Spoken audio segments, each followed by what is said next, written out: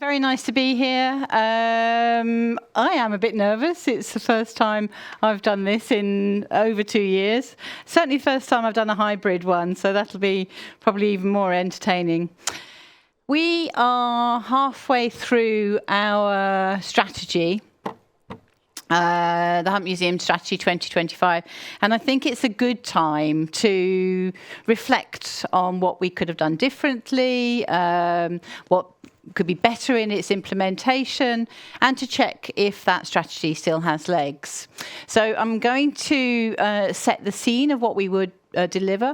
But beforehand, I just thought I would put these photos in because this is the Hunt Museum in Limerick. It's a Georgian Palatinate building of the 18th century. It was the custom house. So what you see looking out onto the river, that's the Shannon. The ships would come up there. The captains would then come and log their goods in the captain's room.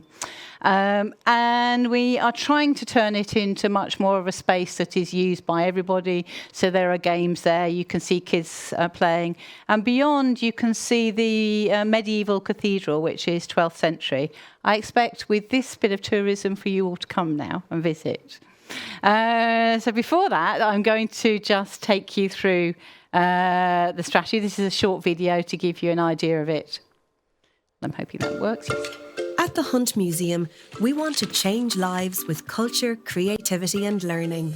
We want to use our vibrant, edgy, creative museum to make lives better through active participation in cultural heritage. A modern museum needs to operate on 3 platforms. This is our building, the digital world, and our networks or community.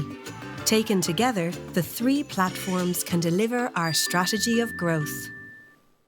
By 2025, we will have helped boost pride in the region's cultural heritage, gained international recognition for our collections, created new technology partnerships, innovated in the sector and for the museum, touched the hearts and minds of local and international audiences, improved people's well-being and learning. We've created 4 priorities for our next 6 years. Collections, public engagement, innovation, and funding. We cannot do this alone, so together with our network of friends and our docent volunteers, we will collaborate and partner with universities, museums, cultural organisations, social media and learning platforms, creative hubs, tourism enterprises, and others across the world. Simply put, we will open up access to our collections via all 3 platforms, increase our public engagement, and through innovation, broaden our reach and influence. We imagine the Hunt Museum as a centre of learning and civic life, a multifaceted destination that attracts, educates, and inspires tens of thousands of people over and over again. For our full strategy 2025, please visit www.huntmuseum.com. So we jointly created this strategy with the staff, the boards, the friends, the docents, stakeholders in the community. And I think that this is the core of it. It's the symbiotic relationship that we're trying to get between the building and its collections that it contains, the digital world, and the networks and the community that support the whole thing. And each platform should complement, not compete with the other.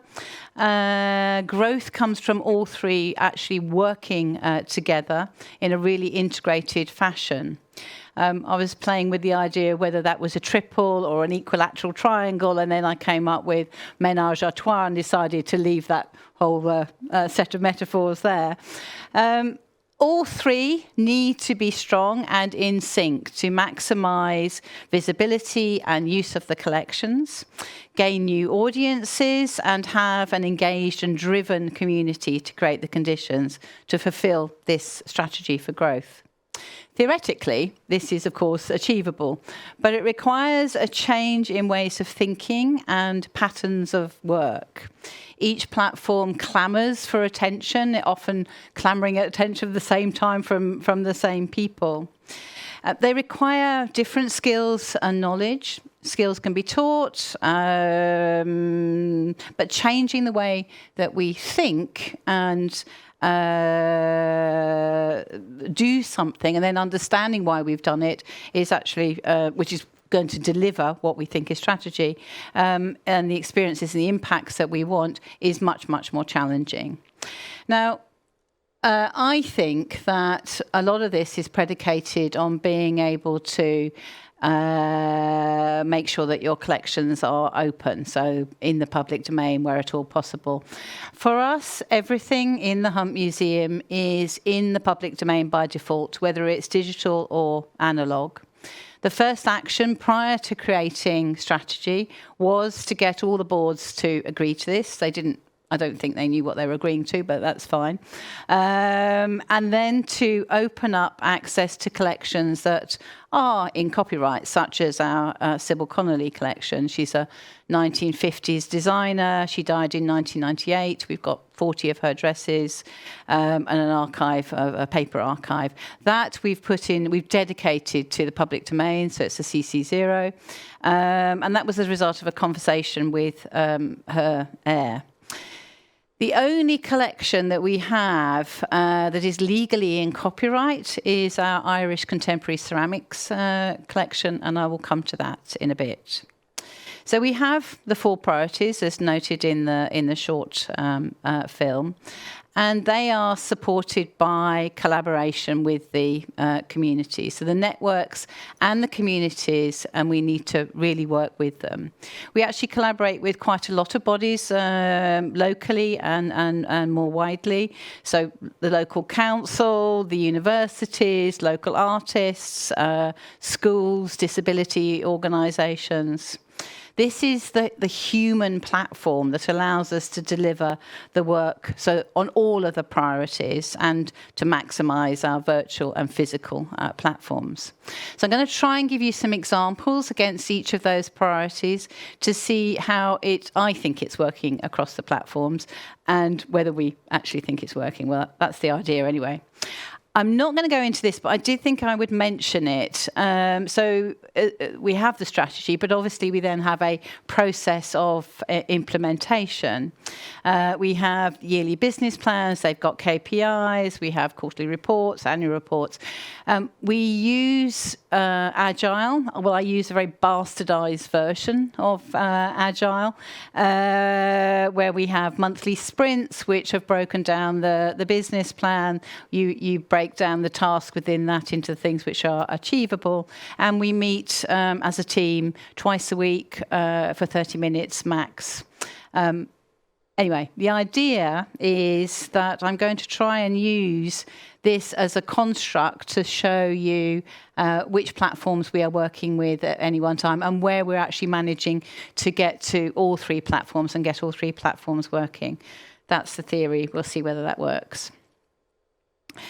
We collect not much because, actually, the first priority is collection. So it's to collect, research, conserve, preserve, secure the core collections. We don't actually collect anything for the main collection. This is the John and Gertrude Hunt collection. It was presented as a collection in its own right. We don't collect against it, partly because we don't have an acquisition budget for it. But it would also be impossible to know where to start. It goes from way back in about 5,000 years BC, right the way up to the 1950s. It's got Chinese, Japanese, Japanese, Mexican, Nigerian, French, German objects from all over the world, but often only one of them. So it's quite difficult to know, to have a collection policy against it. The other two is the Sybil Connolly one that I mentioned. The only one that we really collect against is the Irish Contemporary Ceramics collection. And for this one, we add a piece a year. We do it with a committee of ceramic artists. And then we are trying to get permission to display beyond our website, because at the moment we can't. So this is a very good example of we can actually only really make it work on 2 platforms. We're beginning to make it work on the third with the website, but really to make it work properly, it would be great if you could put it out further afield. And that means negotiating open-ish Creative Commons licenses with the creators. And I think it's worth saying I really do believe in that. I believe that copyright exists for copyright reasons, to protect the creator and to give them an income during their lifetime. The second area is, a second example under collections is research. This has been very rooted in the people, obviously, but also very rooted in the non-digital as far as the Hunt Museum is concerned. So we had until mid-last year only paper archives and Excel on offline databases. The 2 platforms of the people and the collections in the building had worked very well together. So the people who were writing the articles, they were publishing them in books, but it was very minuscule amounts online. So it's partly, I think, due to the age profile of the people who are doing it. It was also due to a lack of knowledge on how to use online platforms. Anyway, we started to place them into blogs, make it available via our website, through social media, and into Wikipedia, which has actually been a very strong platform as far as we're concerned. This is very much a work in progress, but the use of such research really works well for creating snippets to spark interest in the museum's interaction on social media or on its online audiences. And the more we increase this reach, the better known the museum becomes, the closer we actually get to achieving our strategic aspiration of attracting hundreds of thousands of visitors each year. So this one is very much a work in progress in terms of the platforms. This is on here because it's about conservation and digitisation. It also shows a very good museum bum. I don't know if any of you collect the museum bums, but there are some excellent ones out there. He was out of his cage for the conservation process, which we were doing as part of showing the public how the whole process works. So we took the opportunity to digitise him. And this was also done with a voluntary workforce and a couple of experts able to manage it. And you can just about see him coming up on the screen down there. And I'll come back to him and why he was important to do. We've also, in the last year, put in place a new content management system. We use the Europeana data model to publish to Tier 4 of the European Publishing Framework, and to create one workflow from the physical object to our own website, to Europeana, to Wikicommons, to the digital repository of Ireland. And what I'm aiming to do is to take this even further so that within digital displays, which we haven't yet really got to in the museum, visitors are able to add their own comments and their own information, because we're missing an awful lot of expertise and we have very, very thin data on a lot of these objects. So the aim is that we are able to pull that back into our CMS. This was, and again, a lot of this is done by volunteers, coordinated by one member of staff. I think I wanted to put this in because this shows you it on the website. So what we did we have joined the website up with our CMS. This was done with the museum platform in the UK. Many of you will know Jeremy Otterwanger and Mike Ellis. This is what they're currently doing. They were also able to bring in our Sketchfab 3D versions of it. So when you search for these things, you get the two coming up together. And I'm really pleased with this because this means the data is only entered and modified in one place, and the workflow goes all the way through. Our second priority is around public engagement, and that we divide up into education. We have a very strong education team. Exhibitions, that's really around generating visitors, and then participation, which is where the community comes back in. The aim is to increase and diversify public participation, interaction, and creativity to deliver that public engagement. This exhibition was almost impossible to make work online, except for promotion. And even then, we weren't allowed to photograph the actual paintings. It's the European Investment Bank collection, normally hangs on the walls of their bank in Brussels and Luxembourg. The collection has expanded as Europe's expanded, so they've acquired pictures from every single country, so artworks from every single country that is part of the European Union, plus some. They staged this exhibition with us across Limerick. It was called Belonging. It was 8 venues. And it helped create more interest in the place, and we'd get visitors through. It generated 26,000 visitors across the 8 venues, and when you think that Limerick has a population of 100,000, that puts it into context. It's also at a time where we are still not seeing international tourism really coming back to Ireland with any kind of strength. But its online presence was very much related to events in the artworks. What it did do was connect up with the local community. The subject of belonging was quite important, and we got the kids trained to do the tours. The kids did the tours for the public, and this actually worked very well in terms of their understanding and engagement. This second one, which I'm hoping the video will play on in a second, however, gave us 20,000 paid visitors. The other one was free. It generated over 75,000 online visitors. And because it's digital, we are with an agent looking at it going to China, because it just literally is a link, and they download it, and they can even download everything we printed and make it work that way. It also had the amazing statistic of 60% of the visitors who came to visit it had never been to the museum before. And this was staged in the last quarter of 2021. So again, totally without international tourists. And it's based on, let's see, yeah.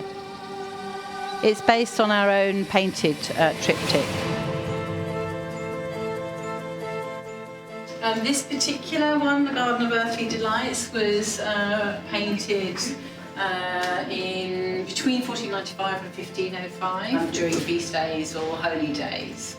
Now, this is the doors to that you would see if you ever saw them closed on the Hieronymus Bosch triptych, Garden of Earthly Delights. It's the third day of creation, so it is the flood. You can see God appearing up here. It's in a grisaille. It's monochrome colours.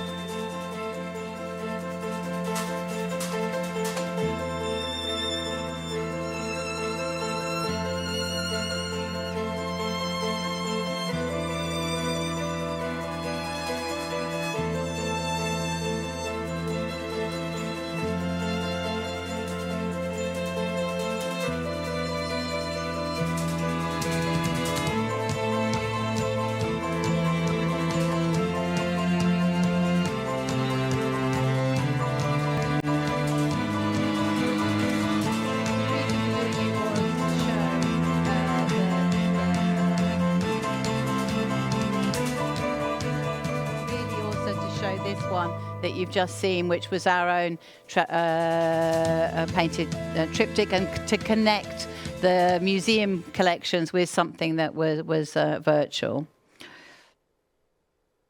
There is a second version of this, which I'm not going to show you for time, but it's great because we took the VR glasses out into Limerick, and you just get people going, wow, wow, I'm on a fish, wow, look, people can't see what I can see, this is incredible. So it was a real, you can put the virtual out online, but you can also put the virtual out onto the streets and engage people, and then they actually came in to see the picture. It's online. So if you want to go and have a look at the reactions, it's definitely worth doing. The last part of this is the participation. This is the community, the volunteers, and the outreach. And the one that I think I particularly like is one which involves the garden and working with the Limerick Mental Health Association. But the garden is also a result of the digital. It's about creating a museum in a garden, taking the objects which are in the museum that we've scanned, digitised, and putting them outside into the garden. And I'll talk about Olmec Man Museum in the Garden in a minute under innovation. But it's a project that's very dear to my heart, and I've thoroughly enjoyed doing. So innovation is the third. This is new collaborations, use of technology, new cultural spaces, a digital cultural heritage strategy for Ireland. I am totally failing on this last point. I really wished I hadn't put it into strategy. I haven't given up, but it's proving very difficult to get organisations to come together and work in that way. And it's curious because it's a very collegiate place. It's somewhere where you would expect that to happen more easily. It is linked actually to copyright and the copyright issues. So one of the areas under innovation, and I include, so it's not just technology, it is actually about working together. And this is a collaborative project where we have one person working across 3 museums in Limerick. And they create an additional resource for each of us. They deliver part of our education programmes for schools, and at a third of the cost of employing a person. We also jointly, as a result of that, developed online games, which really came into their own during lockdown. And this is a model that I'm hoping to extend to research areas, to operational activities, and crosses all 3 platforms. Now, I'm hoping this one works. So Apollo, having digitised him, we were then able to create an AR experience. So in Heritage Week, he danced, possibly. No, he didn't. That one's obviously not worked very well. Maybe come back to it at the end if you guys can make it work. Oh, no. Is he coming? Is that just me?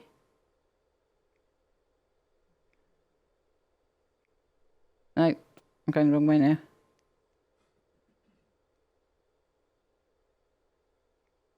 No.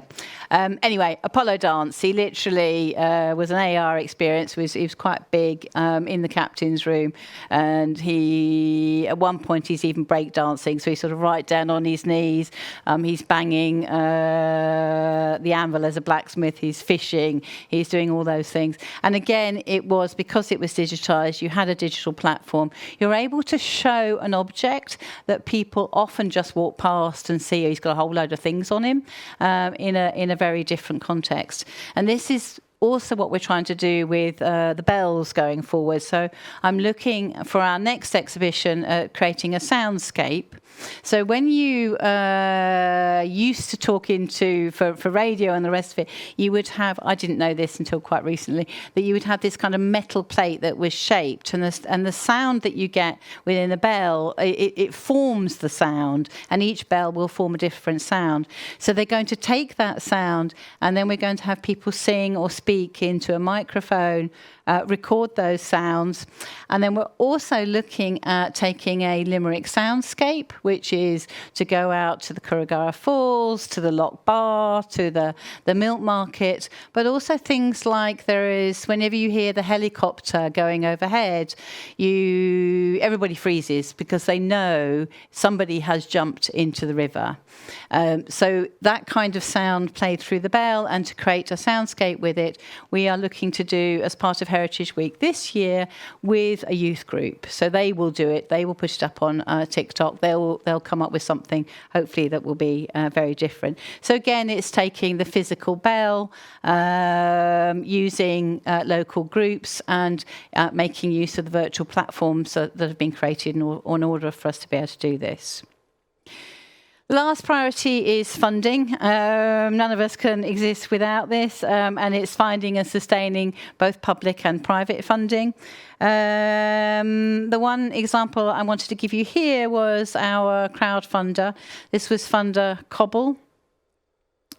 People funded cobbles, benches, planters, to raise money to recreate the garden and place objects from the museum in large scale outside. And we work with local companies, and not actually quite big companies like Arup were helping us do the plinths for things and the like. We did 3D scanning, and it helped promote the garden. We actually raised 100,000, a bit more, in order to change the whole shape and landscape of the garden, and to start the process of putting these sculptures in place. And it's now become one of the most used spaces in Limerick, and half of the funding was raised by crowdfunding. The other half was matched by a local foundation who thought it was worthwhile doing. And this gives you an example of my favourite man, Olmec. He is he's about this big. He's jade. He was probably a funerary object on what is now the Mexican peninsula. Has the Olmecs probably predated the Aztecs and the Mayans. They had a very extended judicial system. But anyway, he's an object in the museum. He's quite obscure. He's in a little case. He was 3D scanned, digitized, CNC cut out of Tricoya in the local Fab Lab by local kids, who then contributed to making him stand up in the garden. So we've taken him out of the museum. He's gone through a variety of stages, and he's now in the garden. The other area is, of course, EU projects. I think I probably have to thank the EU for my salary for the last 20 years. I'm still having to thank the EU for my salary because it is due to things like Europeana archaeology, and we're in the middle of ARMA, which is the art of reading in the Middle Ages, or actually we're coming to the end of it. This was a manuscript which was digitized. We have displayed it in the museum, and it's one of those that really lends itself to being displayed because you can't read it, but if you can open it up and go into it, you see an awful lot more. So having a digital display in the museum really works. But it is also one where, and we've added it to Fragmentarium, we've added it to Europeana, but we've also created a YouTube video out of it. I'm hoping this one does play. Oh, no. No? Is that me, guys, or can you make it play?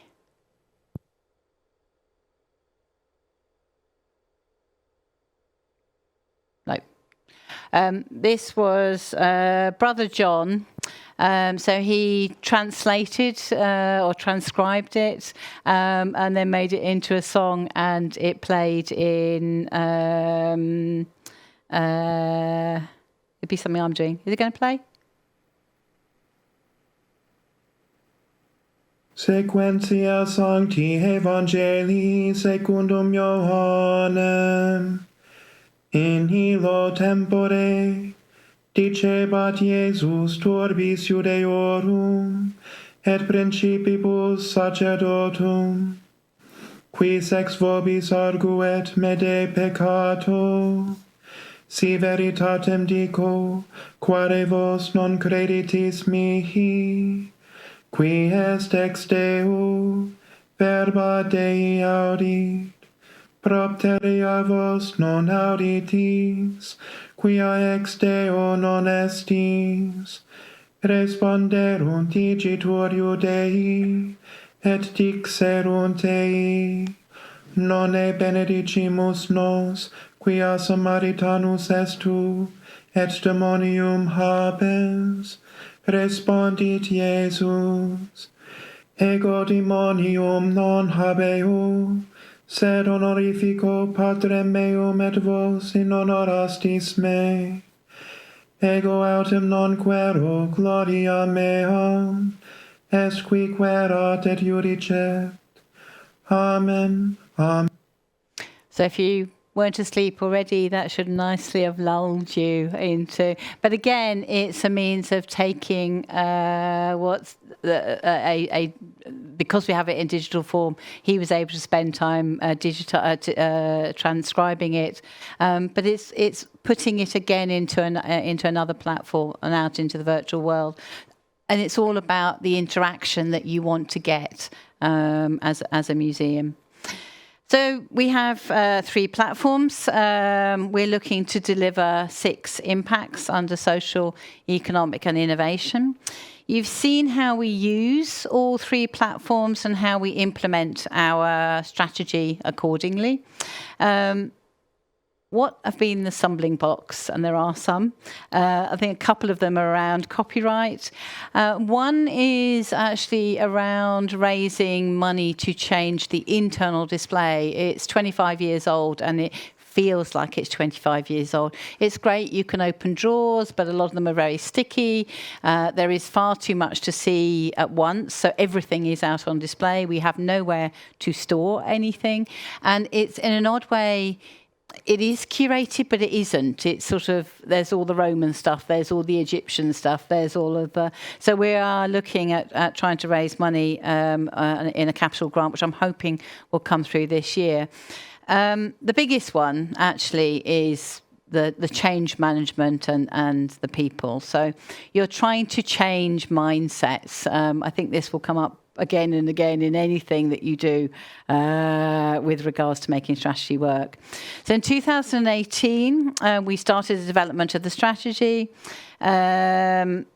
Of the 3 platforms, 2 were working pretty well. So the physical collection and the networking were strong, but digitization was non-existent.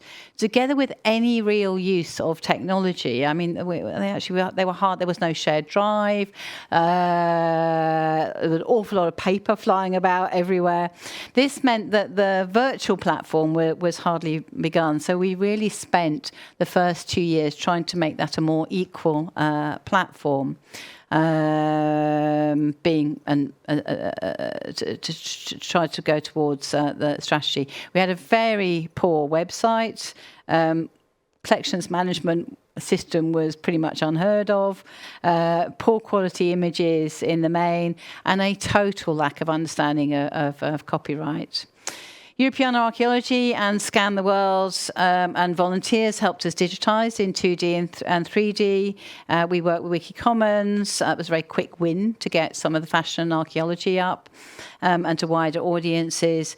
But virtual was still an add-on. And my colleagues were not fundamentally convinced that that it was a platform that was worth doing. They really thought it just brought visitors into the museum. That was the only reason for doing it. So COVID became something of a blessing for us, which is probably not the thing that you'd necessarily expect to hear, but it brought into very stark profile why digital was important. And the objects that we had digitally available, together with a couple of previous experiments we'd done with Mozilla hubs and videos in teaching, meant that 2 young members of staff were able to pivot the whole thing very quickly.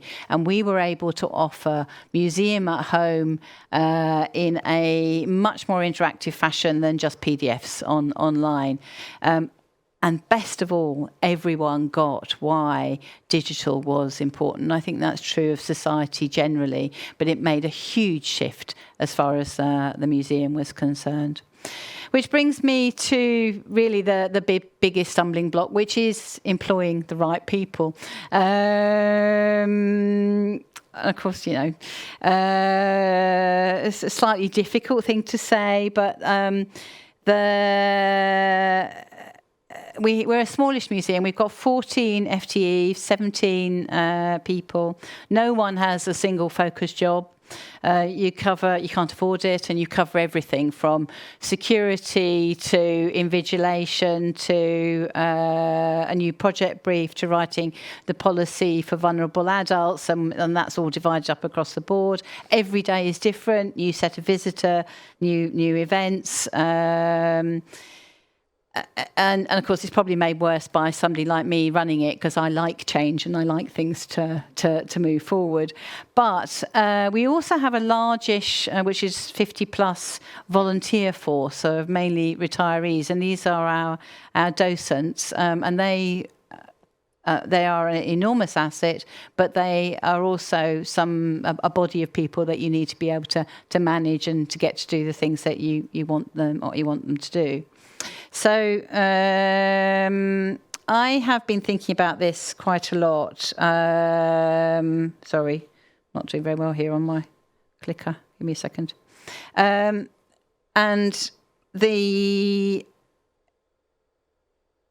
I think on the staff side, we always suffer from loss of the younger people in the organisation. We train them, they go on somewhere else. So they've gone to the National Gallery in the UK, they've gone to the University of Warsaw, they've gone to the Irish Museum of Modern Art, etc., etc. So you lose the skill set that you've developed and you want to bring forward. And I think it's challenging to implement getting the right people in place for the job, and retraining them has been a very large part of implementing strategy. And as I said, I have been thinking about this quite a lot, and I've gone back to one of my earlier careers, which was as a management consultant for Bain and Company in the 80s, and how it was important for small organisations. I think it's important for many organisations to have T people. So you need these flexible multitaskers, and that's tough enough in a normal environment. It's very tough to get in a COVID environment. So these are the people who have got that deep experience that you need in a certain area, whether it's the care of the collections, but you also need them to have a cross-discipline and understanding of what's going on in the organisation to be able to pick up any of the issues as they arise. When I arrived in 2018, we had 9 FTEs and about 5 unpaid interns. The then head of exhibitions and collections was the acting director and had a very good knowledge of exhibitions. She had that T bit. She also had the lateral bit because she'd been there for 25 years. She'd got that experience. She'd worked in most areas of the organisation. She retired, and I thought to strengthen some areas that had not had so much attention in the last 4 to 5 years, and where I didn't have the knowledge also myself, such as collections care, curation, management of the buildings. And I employed 2 people with these expertises. I did actually try very hard to employ a man. That's the other issue that we have. There are 17 altogether now. 3 of them are men, and it's proving very difficult to get more men into the sector. So we're unbalanced on that front as well. But the issue that I'm facing with these people, they're great, they're really fantastic individuals, but they're very the vertical of the T and not going across. So we're having more and more things falling down the holes because I don't have that breadth, and that's going to take time to get to. So where are we? In terms of strategy, we have doubled our funding in the last 4 years. We've quintupled our web presence. That wasn't so difficult to do because we came from a very low starting point. We have a 40% increase in community collaboration and interaction. And as I said, we need to work on broadening our skills, and we need to work on a new physical display. From the point of view of the 6 impacts, we have 2 under social. Lives are better and fuller for the disadvantaged, dementia, mental health communities. That's sort of keeping a fairly steady line along strategy. It's sort of neither going up nor down. We're maintaining a kind of status quo. I think we have had an impact in more active participation. So we've really gone out to try and make that happen. And so that's on an upward slope, which is nice. The making Limerick region more culturally attractive for employment and tourism, well, 2 years of COVID definitely got in the way of that. So it's taken a bit of a nosedive, but we're hoping to pull that back up. However, that did generate, because people were walking around a lot more, they were seeing their locality, they were engaged with their locality, it engaged that pride in local cultural heritage. So we're seeing a real boost of that, and it's going up exponentially at the moment. And then our third impact area is around innovation, and this was very deliberate so that I could play while I was there for 6 years. And this is things like the joint services for cultural heritage. That's doing extremely well. It does look like we can employ another 2 people into there, which is great news, because the other museums want it, because it's expanding out to the castle, the cathedral, and other areas. And we are definitely moving towards this vibrant, creative museum for Limerick and the world, I hope. Thank you.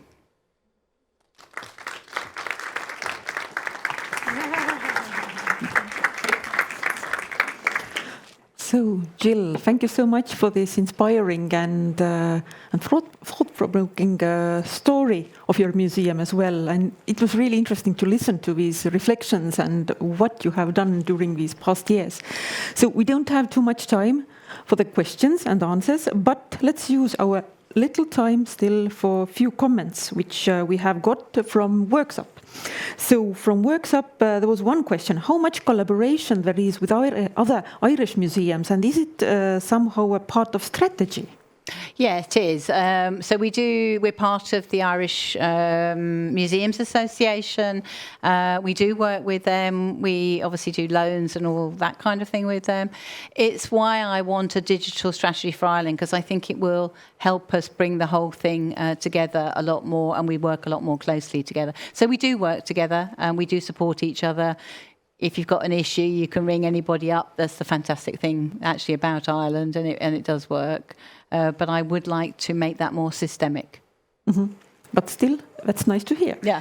And there is also a comment that the world around us has changed a lot, like COVID and war and climate and everything. How much do you react to it, and do you document it?